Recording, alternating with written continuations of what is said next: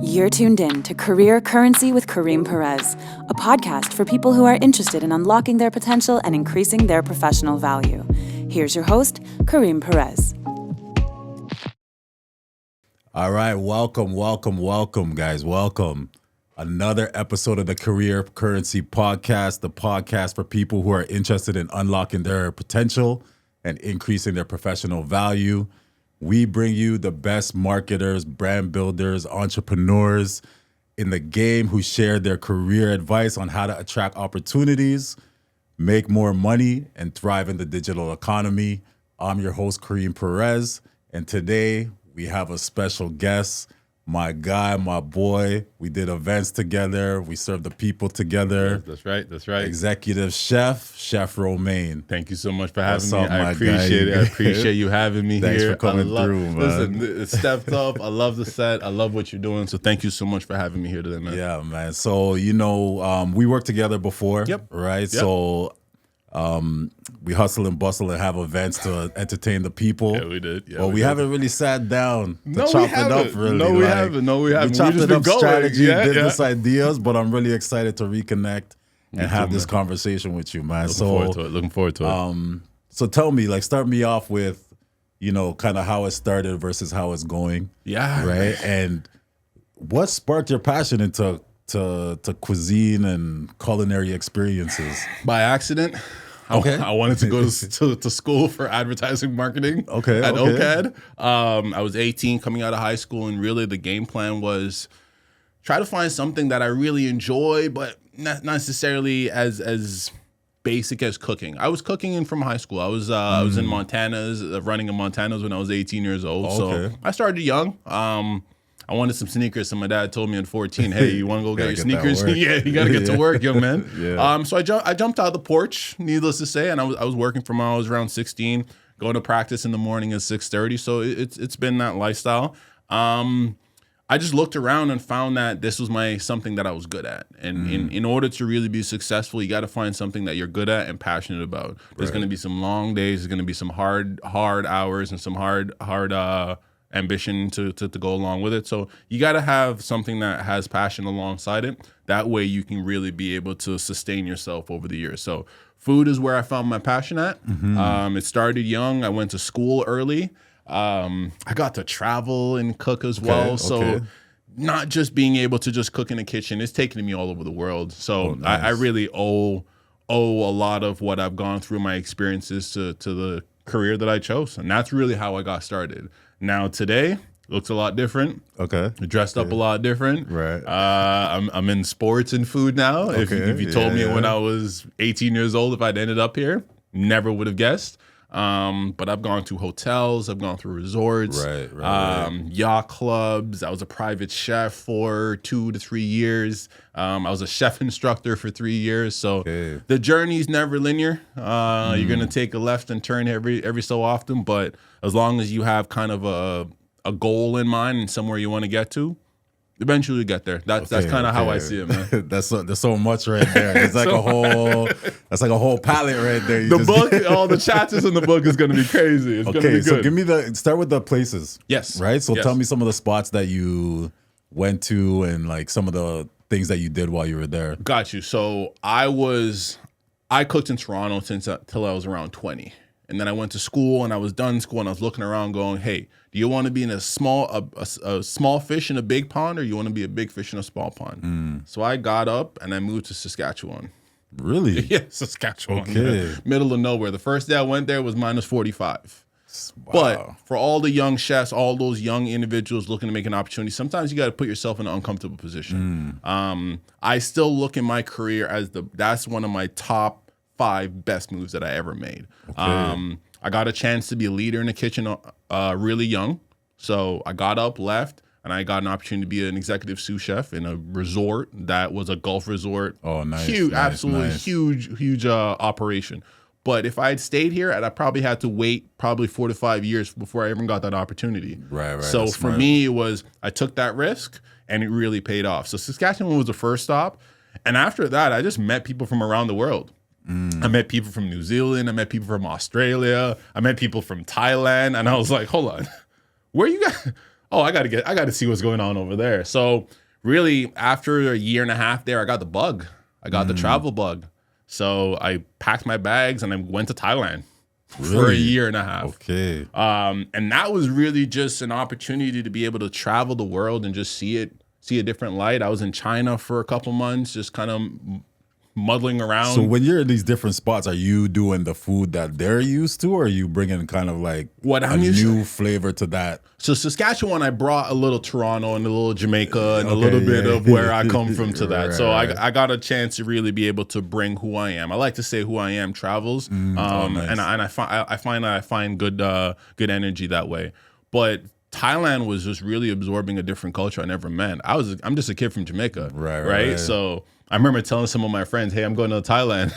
One of my friends looked in the back seat and looked at me and goes, "Do you even know what they eat in Thailand?" And I didn't, but I wanted to find out, right? So really, it was a new experience for me. I went there by myself with a suitcase, and I just wanted to learn and absorb it. So, and did you have something lined up when you went there? No. So you went more of like the traveling first, and then exactly. So I just kind of I decided, hey, Thailand's where I want to be. So I rented an apartment, found a landlord. Don't ask me how. It wasn't necessarily, you know what I mean? All that on the up and up. But I found an apartment, rented an apartment for 3 months, and I said, hey, I figured if I have somewhere to sleep for 3 months, I'll figure out the rest of it. And I just went, and a year and 2 months later, I was still in Thailand, right? And I traveled around. I went to hotels. I met people there. I have friends there to this day that I know, and they showed me different infrastructures. I went to restaurants. I met restaurant owners. You just got to put yourself out there sometimes. So for me, it was really that. Okay, so that's really interesting to me, because when I first met you, I'm like, man, this guy has this kind of personable way that he just interacts, right? And a lot of people they're not willing to take that risk, right? And they're kind of stuck in their zone. They're not gonna move to somewhere they don't know, and they're uncomfortable putting themselves out there, meeting new people, having conversations. So I guess talk a little bit about that. Where does that come from in terms of your comfortability of meeting people and figuring things out on the fly versus having a plan set in place? It's not natural. Okay. It's the most unnatural thing. And I think once you accept that, I think you can kind of make that jump a little bit sooner, right? I'm not the most personable, but my girl always says, hey, sometimes I'll just go into McDonald's and I'll turn the charm on and I'll, right? And you just get a conversation going. She goes, you don't even know that person. But really, honestly, it's about, as you said, taking a risk, putting yourself out there. I think travel helped with that. I remember meeting a friend after I came back from Thailand. He had known me all my high school career, and he had said, something different about you. Right, because I had spoken with the same leadership that I always spoke with. I was leader of a kitchen really young, so I had to be in charge of other people quite young. I had to tell sometimes people that were double my age, hey, I need you to do this and this, and I needed them to trust me to know that I was putting them in the best position. So a lot of it came from not just my travel, but my work as well. I'm used to having to meet people where they are rather than what I am. And I think a lot of that comes into being a business, being an executive chef sometimes, and a lot of it comes full circle when you travel. You have to be able to speak to someone. You can't travel and be standoffish. It's not going to work. So I think it's really communicative skills are important, right? In business, in life, in relationships. And I think as you go through the process, I think it helps when you put yourself out there, because you have to test those skills. You have to put them to the test. And then you learn stuff about yourself, and you learn stuff about people too. Yeah. So I think all of that goes hand in hand. Nice. And then what about any major challenges or any moments where you're like, yo, I'm ready to go home type of thing? Or, you know what I'm saying? Even not necessarily on the travel side, but just in the career journey, I want to shut it down now. I want to shut it down, or maybe this is not my moment, or it's not for me. It happens a couple times. Like that, yeah. It happens a couple times. I can speak to one. So after I got back from Thailand, I was deciding where I wanted to go. I almost ended up in Australia, in Brisbane, because I had met some people. They were like, "Hey, you ever want a job? Yeah, come on to Australia, come see us." So I was like, Australia, Canada. So I was weighing my options. So I made a couple calls because I was in Saskatchewan, and a guy that I worked with had put a good word in for me in British Columbia, and he said, "Hey, I have a job for you if you want to come." Never been to BC before in my life. I always recommend it. You got to check it out. Beautiful place. But I went out there, got a job opportunity. Again, just right place, right time sometimes. Right. You got to be lucky to be great and great to be lucky. And a leadership position opened up in the restaurant, and I spent 4 years in Thailand, and in British Columbia, and got an opportunity to not just be a sous chef, but eventually become the executive chef of that resort. I was 25, 26. I had tongue-in-cheekly said when I was in culinary school at 20 that by around 25, I wanted to be an executive chef. Everyone kind of looked around and went, okay, yeah, right. Because it normally takes around 10 years. Right. But I was 25, an executive chef, and I made mistakes during that time. I had events that companies paid $500,000 for that on the first night my team didn't execute what I wanted them to execute. But at the end of the day, I'm the executive chef, so it's my responsibility. Right. And you have to learn that quickly. You have to learn how to be a leader. You had to learn how to delegate. You got to learn how to trust people. And all of these things I had to learn on the fly as a young executive chef. We were doing $10 million a year. Right. So it's not a light operation. This is a multiple operations. We had 60 weddings a year, a full cafe, full restaurant, spa. Like, this is a world-class resort. And as a 25-year-old chef, I had to learn lessons on the fly, not just to succeed, but also to just put my team in a better position to be successful. I was always a really good cook. I was always a guy that you put food in front of me and I can put it together. But at that point, it's not just about what you can cook. It's about what you can cook, what you can teach to other people. How can you essentially take what you know and put it into other teams around you, put a plan together and have other people execute it? It's a lot. And I had some hard lessons in that first year. Some very, very hard lessons. Some of them self-induced. Some of them you have no control over. You just got to roll with the punches. Some very, very hard lessons. I won't tell some of them were legal lessons that you had to learn along the way.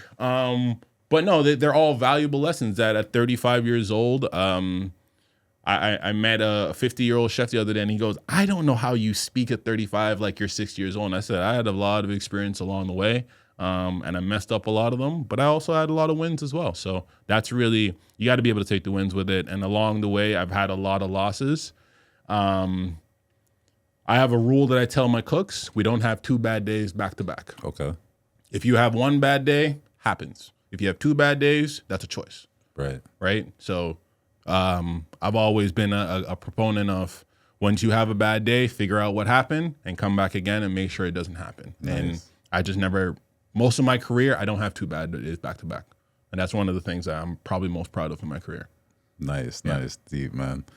Okay, I'm gonna come back to the leadership part. Absolutely. But I just want to talk about the food a little bit. The pairing, the dishes, the style. Yes. Because I know, like, working with you, it's all about the fusion. You go, oh yeah, I'm just gonna fuse a couple different vibes together, and that's good, right? Yep. So, like, what are some of your favorite fusions or pairing or styles that you like to combine? Or so I'm sorry to tell everybody this. I've traveled the world. I'm trained in French, Italian. I'm very adept to Thai cuisine. I'm very adept to South American cuisine. Eastern European, Austrian cuisine, German cuisine, I'm very adept to. North African, I have a very good palate to. But the Caribbean, it's not going anywhere. I'm sorry to tell you. No, from a fusion standpoint, really, as you said, it's really just taking a lot of those and understanding them. I understand the ingredients from these cultures. I understand the techniques, right? Because at the end of the day, cooking is cooking. You're going to need a heat source. You're going to need a dry cooking technique. You're going to boil something. You're going to roast something. You're going to marinate something. You're going to season something. So all of it really comes down to understanding those techniques. And then once you do that, then it's like, okay, what is that culture-specific identity, right? If you go to the Caribbean, Jamaica has a specific seasoned blend or technique that we use, right? We're very boil, stew-heavy kind of culture. Right? We like to cook everything for hours. It needs to fall off the bone, which is the best cooking, right? Because that's a braising technique. So really, for me, once I learned French cuisine, which is what most people refer to as the foundation of cooking, right? So a lot of that is just fundamentals. you can just really just take all of those things and start putting them together. So I see a dish and I go, hey, I can turn that into a Spanish version, or I can put some Caribbean flavor profiles into that. I can see an Italian classic and say, hey, I can put some Spanish sofrito in there, and all of a sudden the dish change, or some adobo chicken in there. So it's just really just knowing the foundation and then being able to add to it. Nice. Okay, and then going back to actually I wanted to talk about the health conscious part. Yes. Right? So you have that piece, but now a lot of people more health conscious. Yes. Right? Like whether it's allergies and things like that, or you have the vegetarian, the vegan aspect as well. So have you seen that shift as well in terms of your approach, having more healthier options, and just maybe talk about that for a little bit? Absolutely. No, it's funny. So when I was 25, the resort that I mentioned earlier was a health and wellness resort. Oh, nice. It's one of a kind in Canada, actually. I think you're going to see more and more pop up over the next couple of years, because I think it's, as you said, health and wellness is at the forefront of food now. So when at 25, a lot of what you see now in the landscape was a part of our business model. So we used to have clients who were post-surgery who couldn't eat a list of 25 different things, and we had to feed them for 14 days. And let me tell you, when you have a list of 25 things that someone can't eat and you got to feed them for 14 days, it's tough, right? Because you got to look at the list every time you're about to cook and go, oh, they can't have that, they can't have that. Okay, and you have to find alternatives to it. So really, for me, the health and wellness is, I understood early, you have to find alternatives to things, but you also have to make it taste good. Yeah. Right? Like, they don't care that they're sick. They still want the food to taste good, right? Some people are okay with just having plain, bland food. But generally, if I'm eating 14 days, 3 times a day, it would be 5 times a day because we had snacks in between each meal. So for me, it was finding alternatives, finding substitutions, but also understanding what are they trying to get out of this. So I had to sit down with a lot of clients early in my career and really speak to them. And I think that's one of my advantages as a chef as well. A lot of chefs don't really speak to the client directly. Interesting. Right? You don't have the opportunity to be able to sit down with them pre-meal, right? So I would sit down with them just like you and I are, and we would discuss, hey, what are some of your likes and dislikes? And they would give you a list. And you as a chef has to curate an experience based on what your client is telling you, right? So a lot of the times, most chefs just cook for an individual between a wall, right? They never see their end client. They never got an opportunity to speak to them. So for me, early in my career, I got an up close. Sometimes it wasn't good either. Sometimes they were calling you to tell you, yo, that was some bullshit last night, right? So it didn't always go well. But as a chef, you got an opportunity to be able to speak to the client, and really be able to evaluate some of the things that worked and didn't. And when someone's eating at your restaurant for 14 days straight and 21 days straight, you got to get it right, because you're going to see them at breakfast. You're going to see them at lunch. You're going to see them at dinner. You're going to see them at their spa visits. They can call you directly. So health and wellness just really was, and kind of, I'm going to be truthful, it was an unwanted addition to my toolkit early in my career. Little did I know that it would pay off later on. Truthfully, as we mentioned earlier, I'm currently in sports right now. I'm working with the Blue Jays as the executive chef for performance. And part of getting that job was my experience, right? Like, so it's always ironic. You never know where the journey takes you, but that little detour in BC allowed me to be where I am today, because I could speak to a lot of that health and wellness approach, performance, working with some athletes that actually came to the resort, looking to kind of have that kind of regiment when they're looking to eat. So everything happens for a reason, and that was just one of the stepping stones that helped. Nice. Yep. Okay, so going back to the leadership part. Yep. The high pressure moments. Yes. Right? Like you said, you're delegating. So you mentioned a couple of things, but every night. Like dive a little bit deeper into that in terms of the leadership skills that you developed. As I said, I was a leader young, right? I was a kitchen manager at 18, Montana's. I had a team of probably 10 to 12 prep cooks and cooks along the way. And let me say, there is no reason they should have had an 18-year-old running a restaurant. Right. You guys shouldn't have done that. But it was the case, and I was talented. I was well-spoken. The leadership team trusted me. I had opened some restaurants with Montana's the Cara Corp. So really, I got lessons early, right? I had to trust my teammates early. The sous chefs, you have to put them in position to be successful. I could remember one of my first executive chef positions. Me and my number 2 butted heads for 6 months. Okay. I'd inherited a number 2, right? And that's part of leadership. Sometimes you don't get to pick your teams. Right. Right? You just gotta, this is the hand you're dealt, and you kind of have to make it work. And we butted heads because our philosophy was different.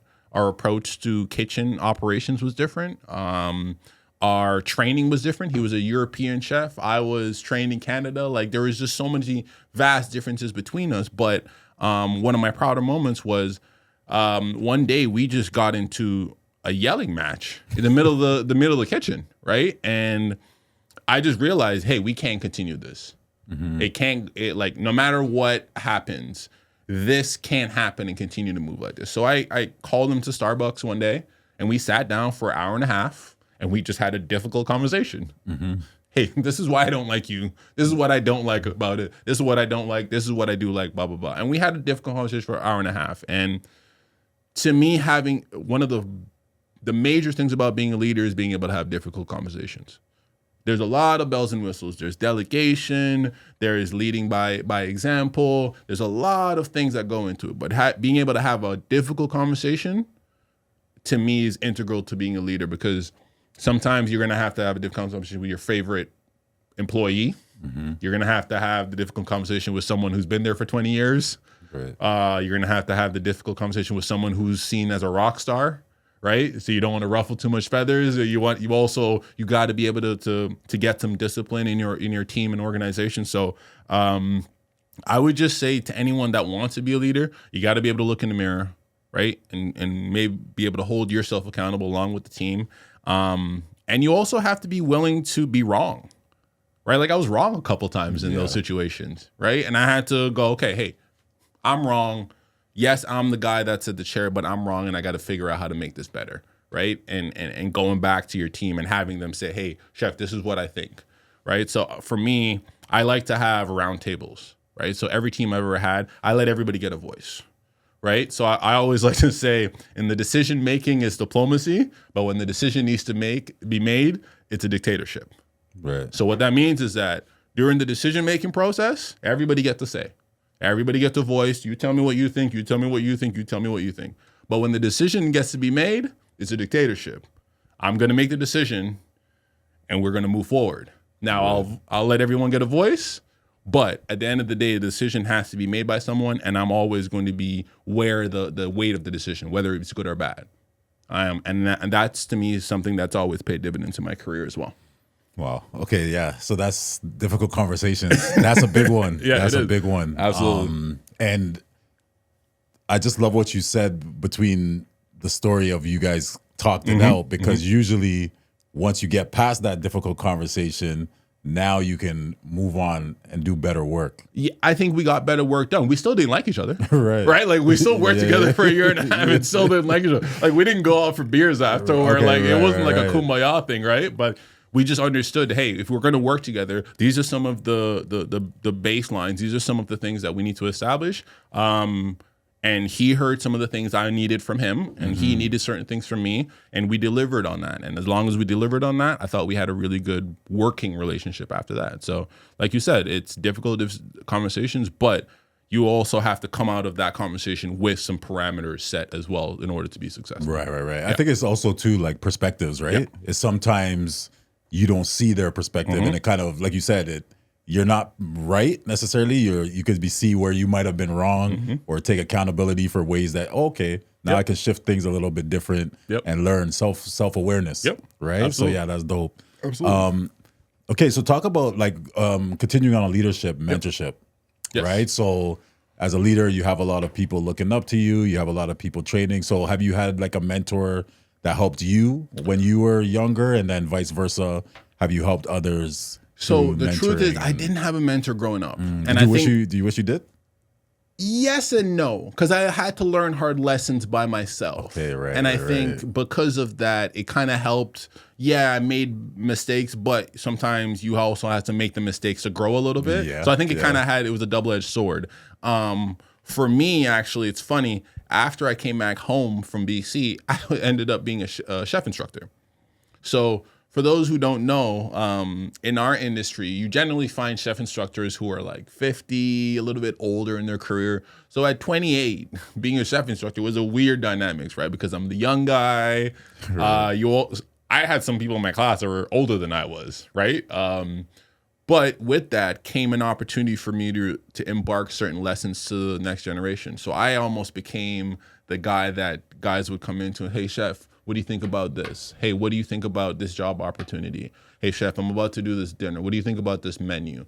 Right? What do you think about this creation process? Or I want to do this. I love your journey. Can you tell me a little about what you did, right, to get to where you are? I would love to be able to be 28 and to have all this life experience and work experience. So for me, that 3 years as a chef instructor was really unique, right? Because I had came off this high of being an executive chef for a $10 million operation, and now I was having to slow my pace down to teach the next generation. Right. And it almost gave me an appreciation for the industry a little bit more, right?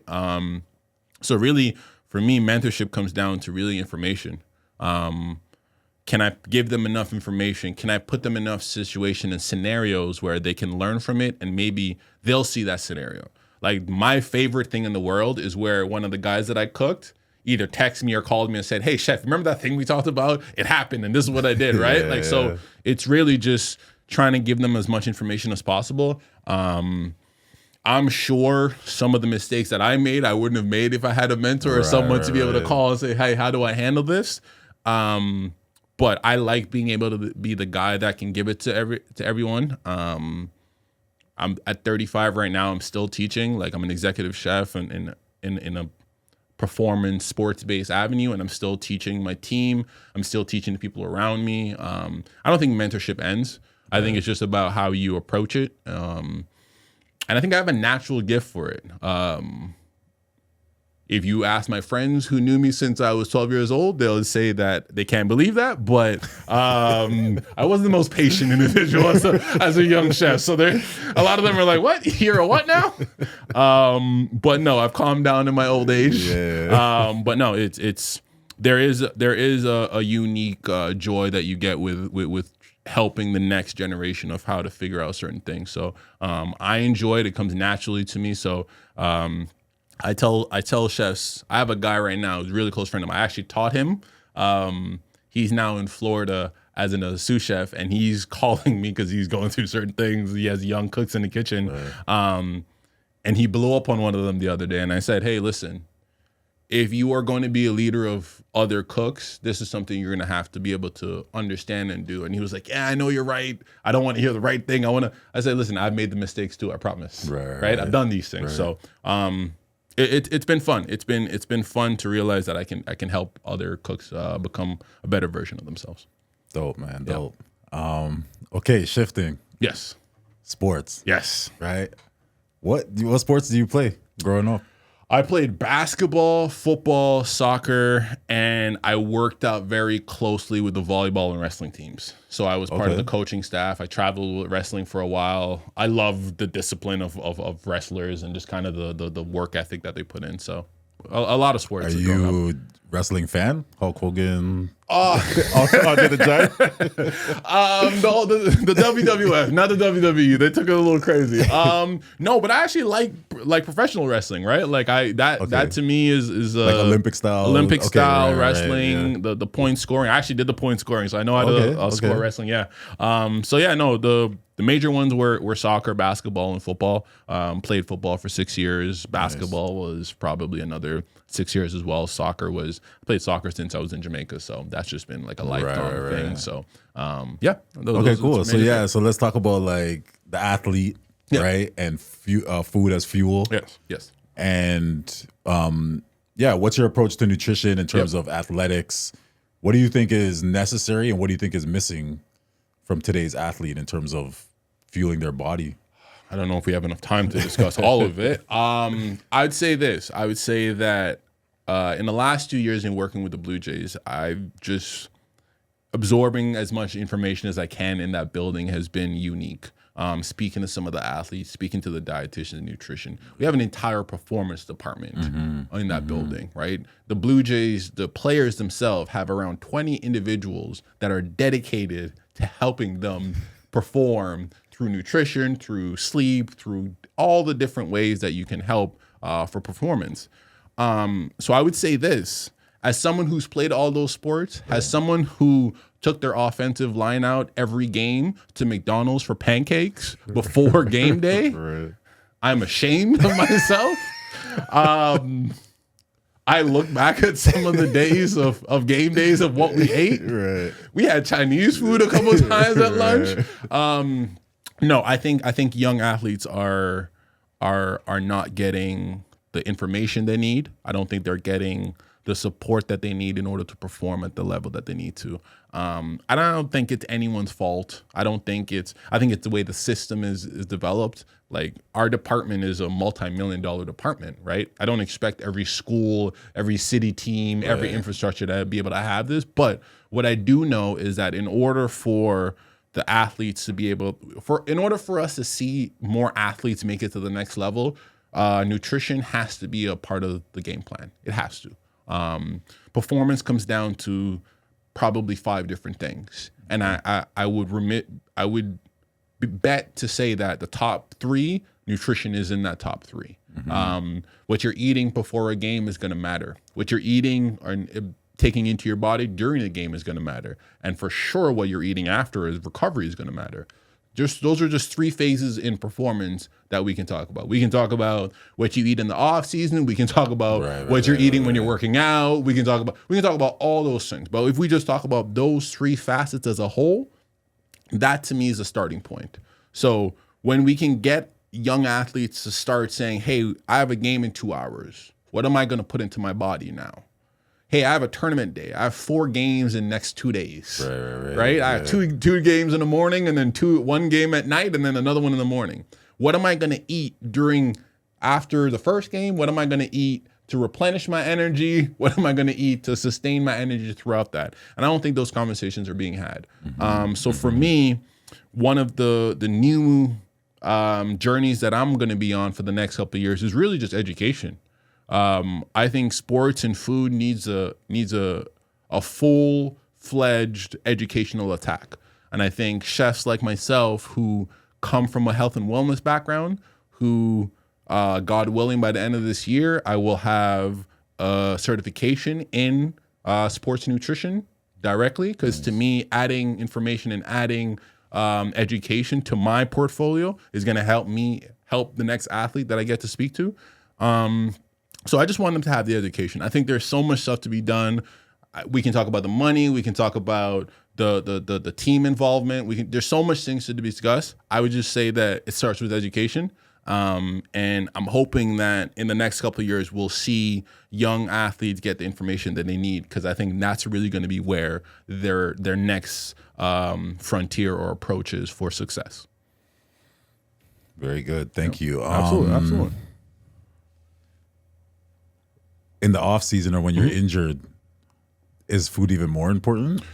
It is, right? Because what you're not getting physically, your body still needs, right? So if you think about repair, recovery and repair are the same things, essentially. Right. So if I'm going to rehab twice a week or 3 times a week, but I'm not eating properly, that rehab isn't necessarily doing what it's supposed to do, right? So one will tell you, hey, if you're rehabbing, your diet needs to be that much more focused, right? Because, hey, maybe you can't get off the couch now. Maybe you can't run as much. So now you have to change your diet approach, right? I've seen, I won't name any names, but I've seen some athletes, you know what I mean? They get injured, they put on an extra 15 pounds.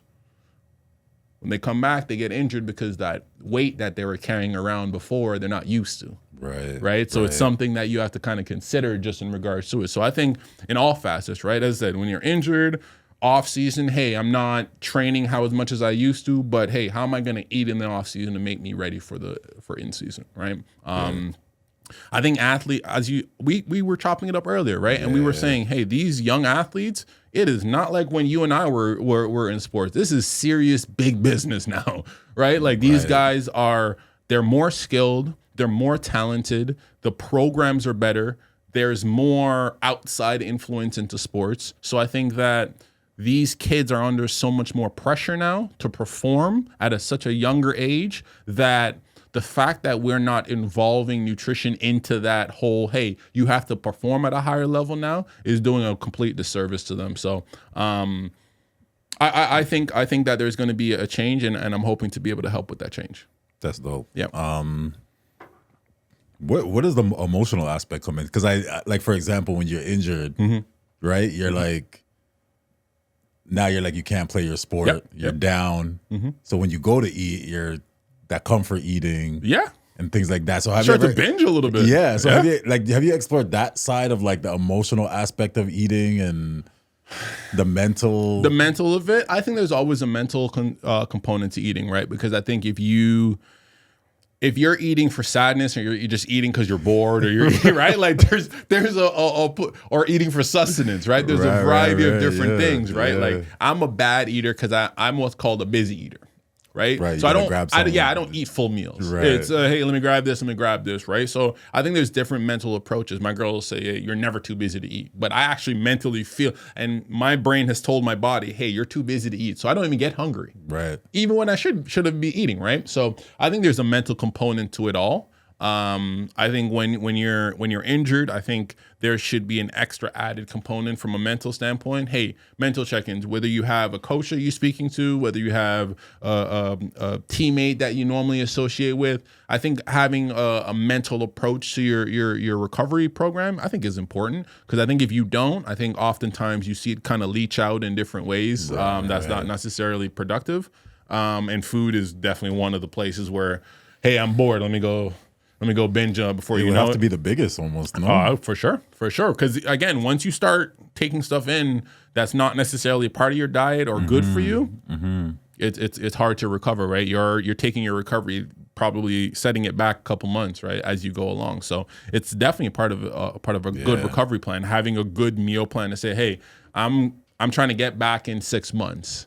How am I going to eat in that 6 months to help me recover? Not just the rehab, not just the physical therapy that I'm going to do overall. So, dope. For sure. Yeah, that's important. Okay, so now thinking about like food, right? I've been just thinking this whole time, because people always say food is the key to my heart. Stuff. So I'm like, food is everything, right? Like a lot of people are like, yo, food is, and it's underappreciated, undervalued too.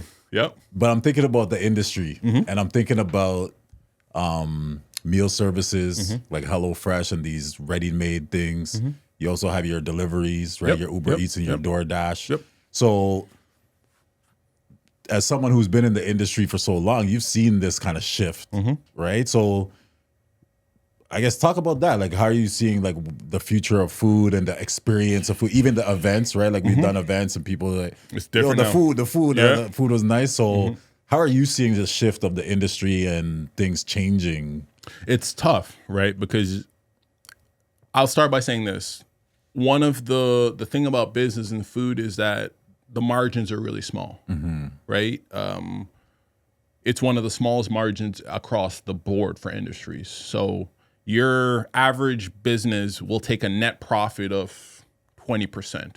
And if we're going to talk in the simplest math, hey, you make $10, you take 2 cents home, right? Simple math if possible.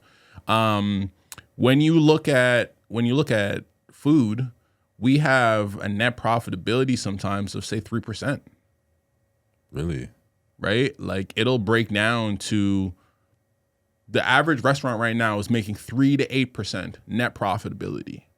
Right? That is the first problem there. So when you speak about a lot of these companies that come in and help with that, some people don't feel like they're helping. Right? Because the DoorDashes, the Ubers, the different platforms will take a percentage for every dish. So sometimes what you're taking is my profit margins. Right? So I can talk to it from a private chef standpoint.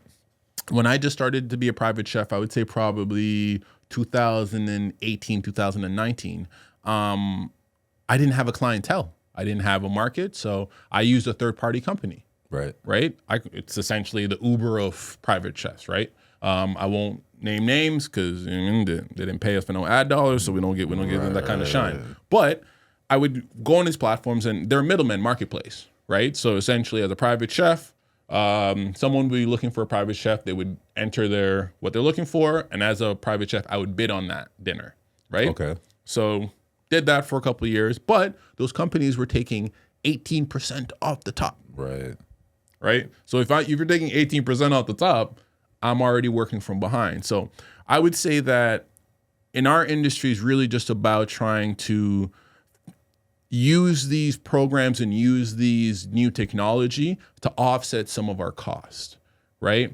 If I'm struggling with maintaining a good food cost, using an app that's going to help me anticipate or estimate my food costs or what I should be purchasing and what my losses are is going to be a really good tool for me to use, right? If I don't know how to schedule properly, labor cost is one of the highest costs in business, right? Maybe you have one cook too many and you're spending too much money on labor. There's technology now that will make your schedule efficient. Okay, yeah. Hey, this is what you're making in this hour. This is when you need 3 bodies on. This is when you need 2 bodies on. Right? So now you get an opportunity to be able to slim out or trim the fat from your labor costs, right? So these are some of the things that I think are going to help business as a whole. And I think restaurant owners should be looking to do that, right? They should be looking for these elements. Now, when you talk about disruption, I think that's also going to be the case. I walked by a food show 2 years ago, and I seen a machine tossing some fries. Right. I'm not gonna lie to you. He was tossing out fries effectively. It was a good little seasoning too. I think there's gonna be a part of the industry that are gonna be out of a business.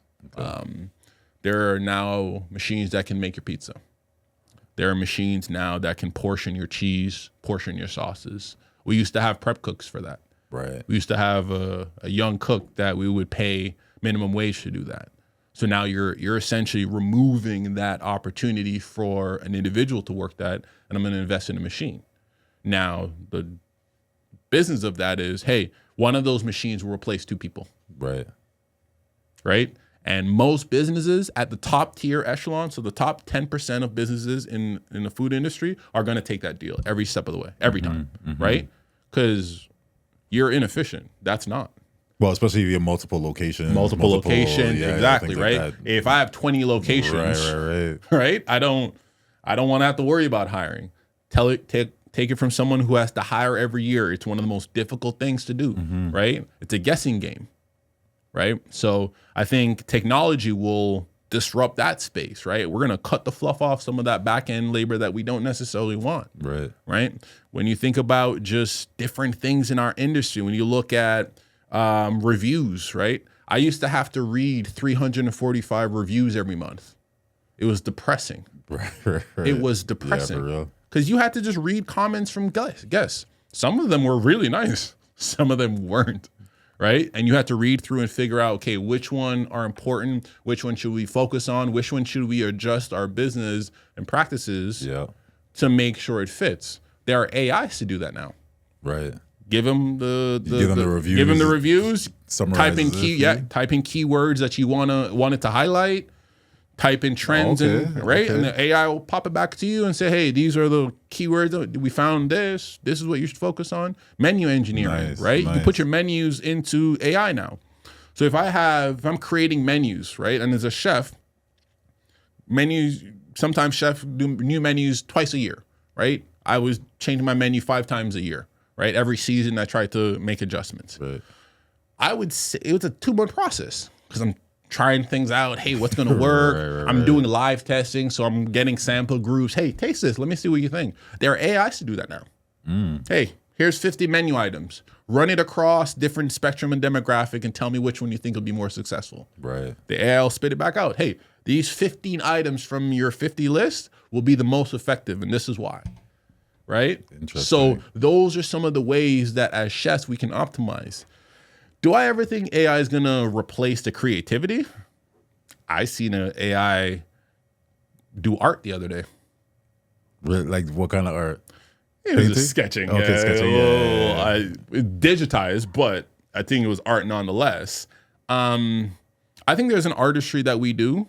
We spoke about it earlier. The fusions of being able to take the Jamaican, and I think you can probably eventually tell a AI to say, hey, create me a dish that has Jamaican, Thai, and Chinese influence and top it with a North African sauce. Right. And it'll spit out the information to you, right? Like I really think that we'll find that space. So I tell chefs, don't be scared of it. Elevate, add tricks to your bag. Right? Like I started out in gourmet fine dining. I've moved away from that. I've gone into private chef. I've gone into health and wellness. Now I'm in sports. Right. So I would say to chefs, you have to add to your toolkit, because if you don't, it's coming. You think technology can replace the human side, like the experience of food, of or just a service? And service. I think service, yes. Because if you think about what service is being able to pick up something for you, the ability to be able to have, when you go into a hotel room, to have a robot clean your room and have that room effective. Have you gone to a hotel room and it wasn't clean, right? Yeah. Human error. Right. If I have a robot go in there and clean that and tell it to the robot's not going to make a mistake.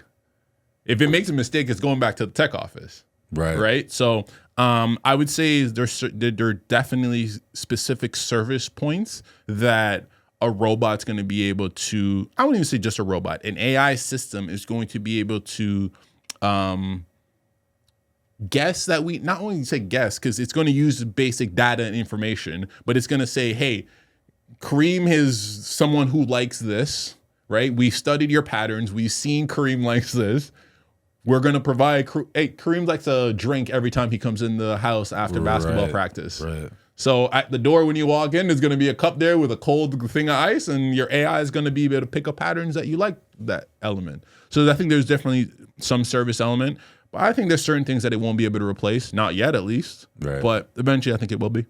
We're all patterns, right? Like if you can pick up on, and service is just about pattern. Like if I'm a server, it's just about knowing, okay, hey, this person's halfway done their meal. Maybe I should go over there and ask them if they need something. And AI can figure that out. Right? Yeah. Like it's those things I don't think are outside of the framework of what the technology is going to be in the future. It doesn't have to be tomorrow, maybe in 5 years, but it will happen. So what are you in terms of innovation and staying ahead of the curve? What are you doing, and what are some of your recommendations for like people in the food industry? So like I said, don't be afraid of it. Use it, master it. I think if you don't use some of the tools that you have now, I think you're going to be so far behind the 8 ball that when it happens, when the elements start to happen, I think you'll be behind the game so much that you won't even have a chance. Right. So I think using it, all the things that I mentioned earlier, as chefs, as restaurateurs, as food purveyors and handlers, we know that there's 1,000 things that we have to worry about, right? 1,000 things we have to maintain. So using technology to be able to make our systems more efficient, I think is going to be a way to be able to weather the storm in the short term, right? We have an inefficient business model as it stands. So I think using some of the technology to be able to offset that, lean your business, is going to help. But I also think that you have to look at your business as a whole and continue to audit it and say, hey, where can I become more efficient in this? What can I do to make my business less disruptible? I think if you're not having those conversations, I think you're doing yourself a disservice. Right. Every day I'm looking at my business model going, hey, can I be replaced? Is it scalable? Right? We talked about scalability earlier. Yeah. I think there's a lot of people that should be having scalability conversations, right? If you make a really good empanada, it's cool, but can you make 10,000 empanadas? Right. There's a machine now. I'm telling you, it's somewhere right now that's about to make 10,000 empanadas every 10 minutes, and good luck. Right. So, really being true and being able to put a mirror to yourself. I think for us right now, for me personally, I am trying to find new frontiers. That's something big for me. In food, I think there's places that we haven't been. sports is one of them, right? I think there's in working in a major league kitchen, I can see that it's just on the start. It's not even it's a baby infant, right? Like they said there's still 50 to 60% of the major league teams, just in baseball alone, that do not have a performance kitchen or a performance facility the same way we do. So that gives me hope. That tells me that there's a new frontier, and that means that there's a junior high school, there's a prep school somewhere, there's a junior college somewhere, there's an individual somewhere. There's just, sports is so wide spanning, and there's so much avenues to be able to tap into. So for me, it's trying to find a frontier that's untapped. Oversaturation is a real thing. Right. So try to find somewhere new and try to tap in there. Is the restaurant business oversaturated? Yes. I was saying that in 2015. We've had this conversation. For real. No, honestly, I think at the end of the day, the model is tough. Real estate's not getting any cheaper. Yeah, that's true. That's food true. cost is not going to get any cheaper. Right. Your overhead costs are just so expensive. There was a time where you could hear people say, hey, I'm going to go to a food truck, or I'm going to get a... It's still not enough anymore, because those costs are starting to get higher and higher, right? You look at gas prices, you look at all maintaining a vehicle is so expensive. So I think just the idea of a restaurant is going to change over the next 10 years dramatically. We saw what COVID did to it. Right. They created an entire new aspect called a ghost kitchen, right? And even now, you find some people saying, well, that ghost kitchen was cool, but those numbers are down astronomically from what they were in 2020, right? People thought that was going to be the next frontier for everything. Ghost kitchens are the new fad. And I said, wait till people come back outside, right? And eventually it kind of dwindled down. So I think ghost kitchens was a good idea, but I think the continued slow death of the restaurant industry is going to be something for us all to be witness to. Interesting. Yeah. Okay, dope, man. So yeah, shifting a couple hot takes just to really just or really just like get into the science of you now. And obviously this one is a loaded question because you're executive chef, but taking out your experiences, what's your favorite food that you're not making it? Yeah, I'm just gonna go eat. I'm just gonna go eat, man. You're just gonna go enjoy. I've been around the world. I just want to emphasize that before I give this answer. Yeah. So it's not like I haven't tried a bunch of stuff. A plate of rice and peas and jerk chicken. I'm sorry. Okay. I know it's not the fun chef answer. You're supposed to say, hey, this and that. No, joking aside, I love me a plate of Jamaican food. Love me a plate of some Caribbean food. Rice and peas and some jerk pork is going to be something that's close to my heart.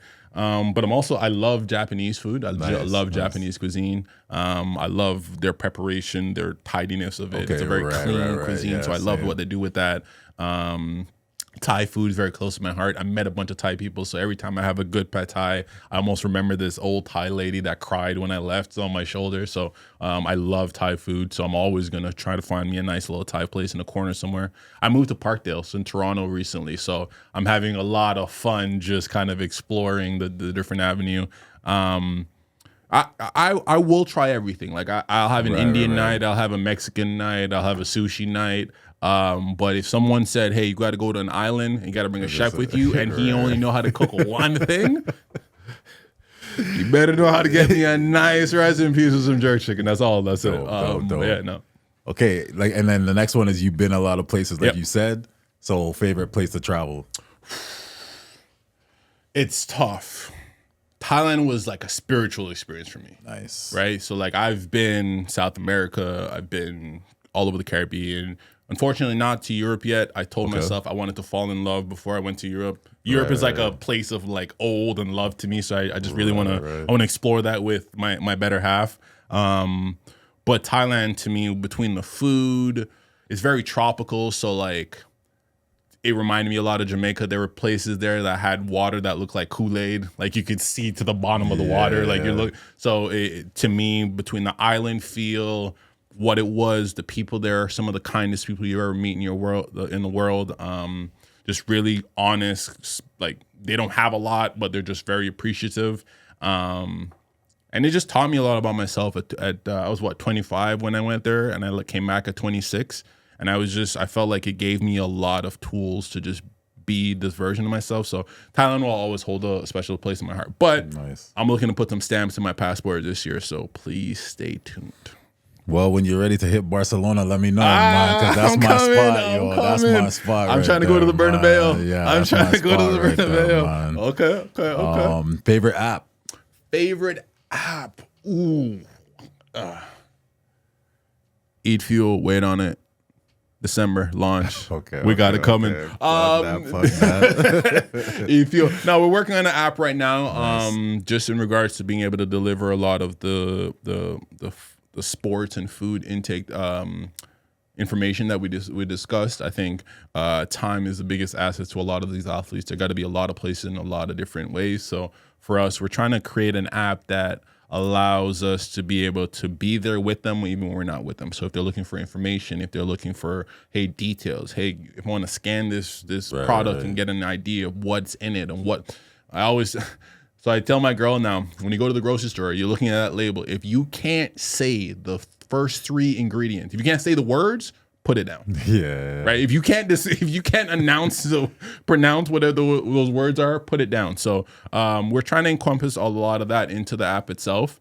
I'm not really a big app guy. If I look on my phone right now, there's probably the social guys that I'm a big proponent of. I do a lot of self-editing on my phone. So InShot is a really good app that I love. It's just multifaceted. I can do a lot of stuff with it. I love being able to edit on my phone. I don't like that computer editing stuff. I like to be able to just get some content, chop it up, make videos and stuff like that. So really that's especially in our world, you know what if you're just trying to get quick content out, how valuable that is. So I would say InShot is definitely something. If you're a content creator, if you're working on any self content, you got to have in your phone. Nice. Recommended book. If I knew, I would have taken to my soul. I would say there's a couple. The first one is going to be The Alchemist. Dope. The Alchemist for me is an idea of you can create anything, right? I think if different people will take different things from that story, and I'm not going to ruin the plot line, but if you want to really find a book that instills the idea of, hey, anything you want, you can create in this world. And the idea of alchemy was, before we all thought about this like sorcery and this whole thing. But if I say I'm going to do something in the next year, 5 years, whatever it is, I go out and I put myself in positions and create it. That's essentially alchemy, right? So The Alchemist is a really powerful book to me. The Richest Man in Babylon. Never read that one, actually. You got to check that out. Okay. It's an economical book. It's a book that speaks on how money works, how trades works, how commerce works. And I think I was having a conversation with the other day. If they taught us some of the basic ideas of commerce, I think a lot of us would be a little bit further on in school. Right. But they can't give that information, though. I mean, they got to keep that under lock and key. So The Richest Man in Babylon and The Alchemist would be the two that I'd recommend to anyone. Thank you, man. That's reading. Absolutely. Okay, last one to wrap us up. Yes, sir. Word of advice. Take chances, take them early, take them often, and take some Pepto-Bismol when you do them, because your belly's gonna do the rumbles. So make sure you're good. We have a lot of time on your hands. It's a lot more days in a year than we think. So all jokes aside, you got to take chances. Even now, today, I'm trying to pep talk myself into taking some more chances, because I feel like I've been conservative over the last couple of years. COVID was a couple of rough years for us. A lot of us took chances. You and I have spoken. We've been on that journey for a long time. So even to me, just take chances, because one way or another, your chance that you take might not win, but you never know what comes out of that chance. Right. You just never know. Even in a loss, sometimes a month from now, 2 months from now, something might come up, and the chance that you took paid off bigger than you ever imagined. So I'd say just take chances. All right, brother. Well, appreciate you, man. Appreciate you coming through. Dropping so many keys. All right, sir. There you have it. I don't gotta re-explain it, but yo, Chef Romaine, executive chef. Yo, he dropped so much keys and knowledge, how to take risks, how to find your passion, how to be a leader, how to delegate, have difficult conversations. Sure. Very important, how to fuel your body, right? How to basically put the fuel into your body to become your best self as an athlete, mentally, physically. Yep. Just the mentorship, the guidance, everything you talked about. I appreciate your time, brother. I don't want to interrupt you. Performance doesn't end at an athlete, right? Everybody got to perform. The teacher going to work tomorrow got to perform. The CEO going to work tomorrow got to perform. So performance doesn't just end there. We're working on a brand called Lifestyle Performance, right? So if you're going to school, you got to know how to perform for school. If you're going to an office job, that's a lot of pressure. So just keep in mind that fueling doesn't end at sports. And I also just want to say, we need people like him, right? In order to get to the next level, we need people like you. I watch him from a sideline. I see what you're doing. I love what you're doing. I just want to say I appreciate you. We've been rocking for a while, and you always call whenever you need something, and I appreciate you taking the time, brother. So you're an ambassador for what the next wave will need, and I hope people are paying attention, man. Appreciate that, man. All right, well, there you have it. Another episode of Career Currency. Tap in. Take the lessons, don't just listen, apply them, and operate at the best self that you can be, all right? Kareem Perez taking off. Peace. Peace. You're tuned in to Career Currency with Kareem Perez, a podcast for people who are interested in unlocking their potential and increasing their professional value. Here's your host, Kareem Perez.